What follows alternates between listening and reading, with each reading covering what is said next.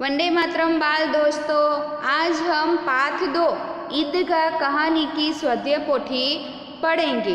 तो स्वाध्याय पोथी का पहला प्रश्न है, प्रश्नों के उत्तर के लिए उचित विकल्प चुनकर विकल्प का क्रम चौरस में लिखिए। तो पहला प्रश्न, रमजान के कितने दिनों के बाद ईद आई है?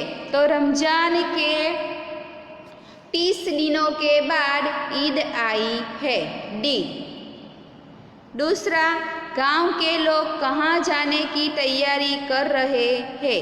तो गांव के लोग ईदगाह जाने की तैयारी कर रहे हैं, सी। तीसरा, हामिद के पिता की मृत्यु किस रोग से हुई थी? तो हामिद के पिता की मृत्यु हैजे के रोग से हुई थी।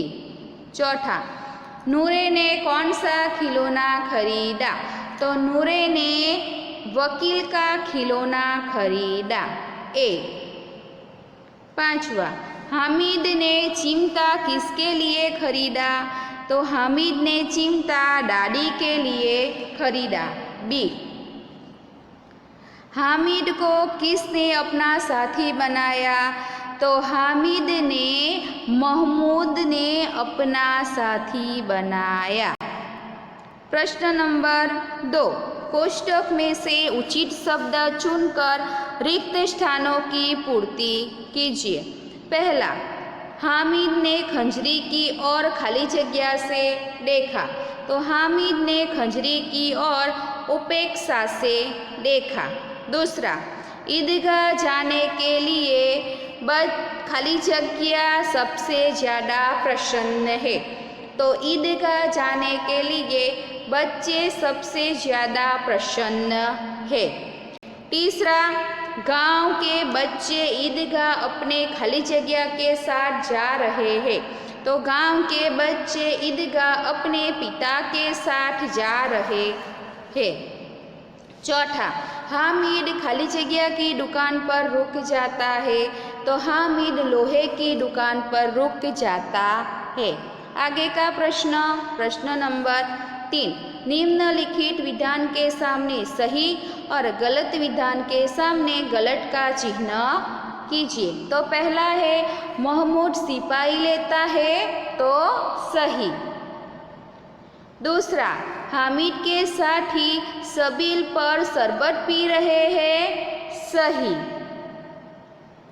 तीसरा, हामिद मेले में हिंडोले पर बैठा है, तो गलत। चौथा, महमूद को उसके पिता ने खाने के लिए सेब दिया, तो गलत।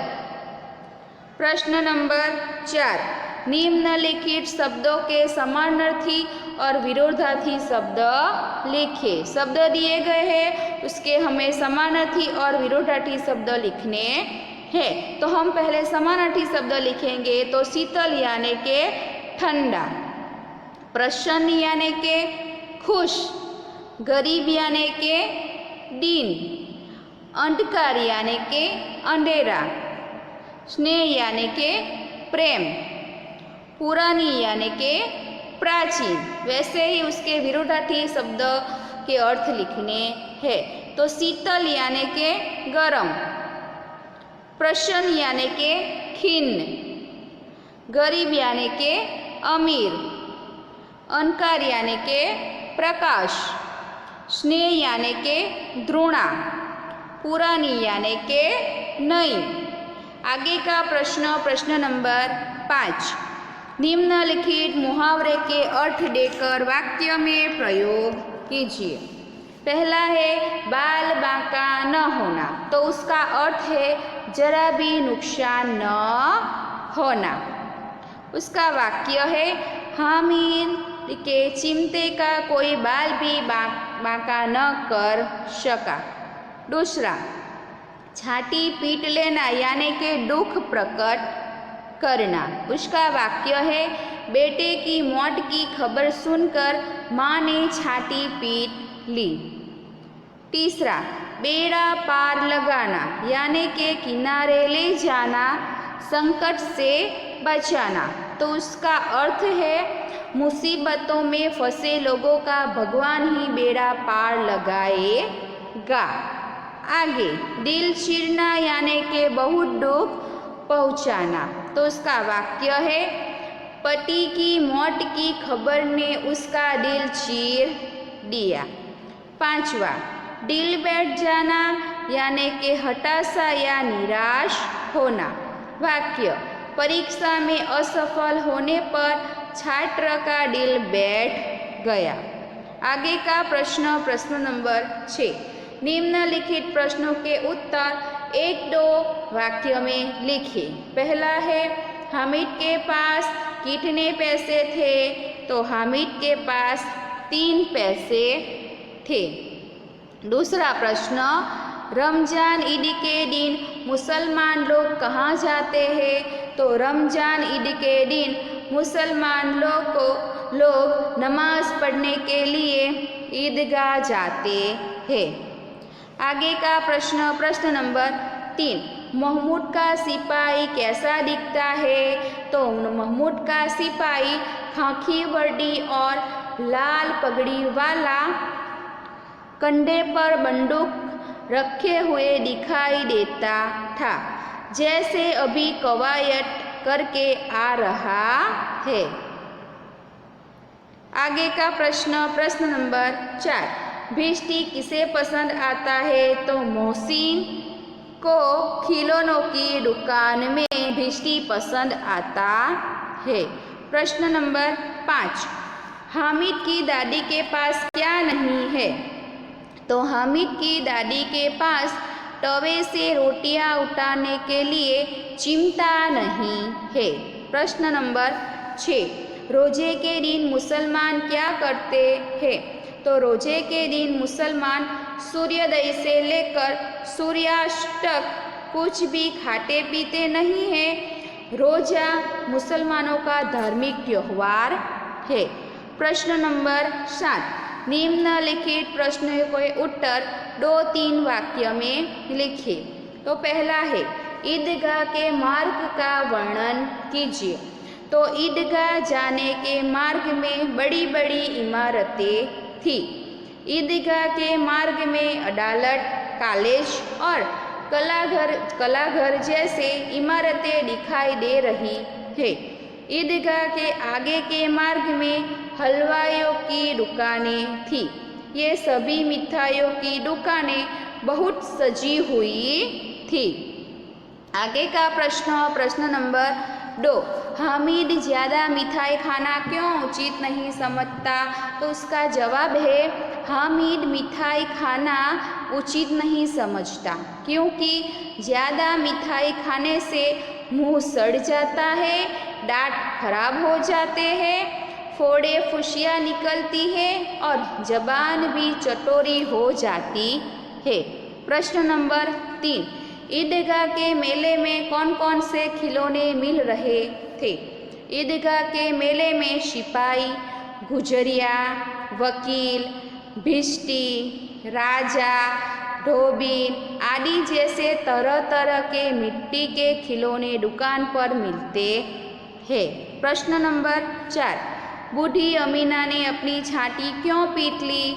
तो हामिद ने जब ईदगाह से वापस आकर अमीना को चिमटा दिया, तब अमीना ने यह सोचकर अपनी छाती पीट ली कि कैसा बेसमझ लड़का है, दोपहर की धूप में ईदगाह तक चल कर गया और अपने लिए कुछ न लाया और यह चिमटा लेकर आ गया।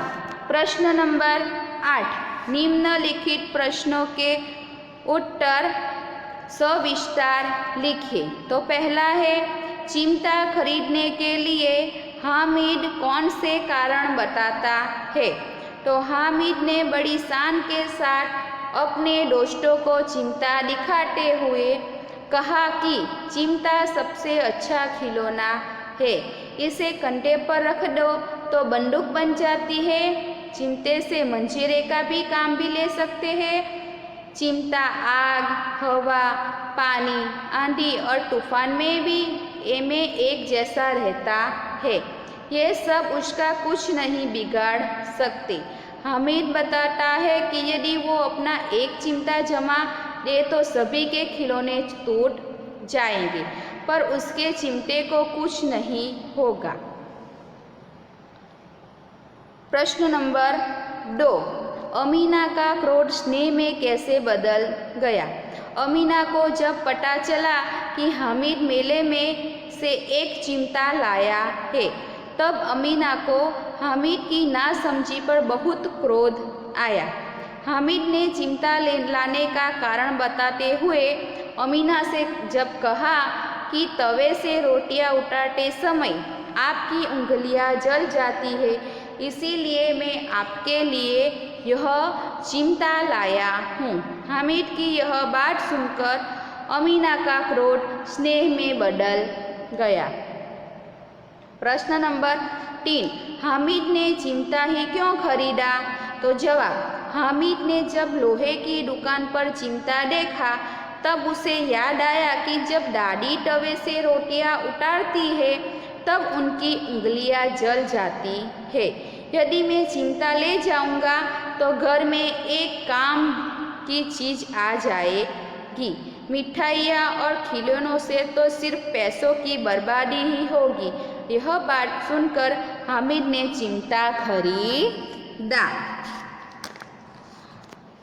आगे का प्रश्न नंबर 4, अब आप हामिद के चिमटे की तरह रुमाल के विविध प्रयोग बताइए। तो रुमाल का उपयोग हाथ, मुंह और नाक को साफ करने के लिए किया जाता है। इसके अलावा रुमाल का प्रयोग जादू के खेलों में भी होता है। तेज धूप के समय रुमाल का उपयोग सिर ढकने के लिए किया जाता है। आपातकालीन परिस्थिति में रुमाल का उपयोग खून को बहने से रोकने के लिए भी किया जाता है। प्रश्न नंबर 5, इस कहानी का शीर्षक ईदगाह ही क्यों रखा गया है? इसके अलावा आप कौन सा शीर्षक देना चाहेंगे? तो इस कहानी का शीर्षक ईदगाह इसलिए रखा गया है कि कहानी के प्रारंभ से लेकर अंत तक ईदगाह के बारे में ही बात की गई है। गांव के सभी लोग और हामिद के सारे साथी ईदगाह के मेले में जाते हैं।